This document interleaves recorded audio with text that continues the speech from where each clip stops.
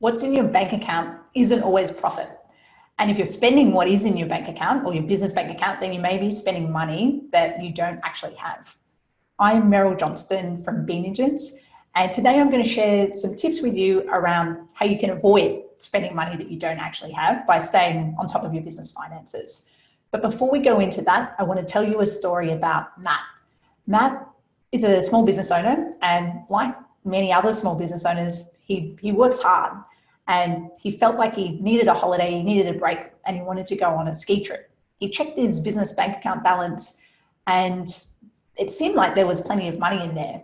So he went and paid for the ski trip, had a great time, came back and realized that yes, it had looked like there was money in his bank account, but he had forgotten that he owed the tax department for GST that he'd collected on behalf of his customers. He'd just gone through a major website design and he hadn't paid for that yet, so that bill was coming up.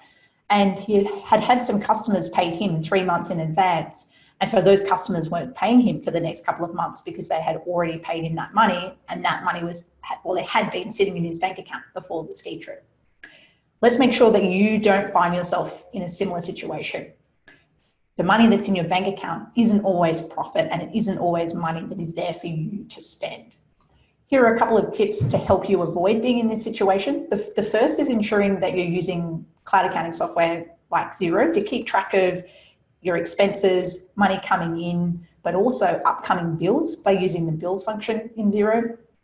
That's number one. Number two is making sure that you're across the key numbers in your business. And that can be financial numbers that come from reports in Xero, but some of these numbers are metrics like leads that are coming in that you would be tracking, and that might not be captured in Xero.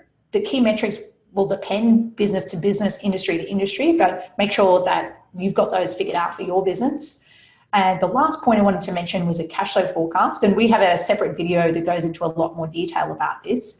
But a cash flow forecast is looking forward at what cash inflows and outflows are expected within your business over the next period of months.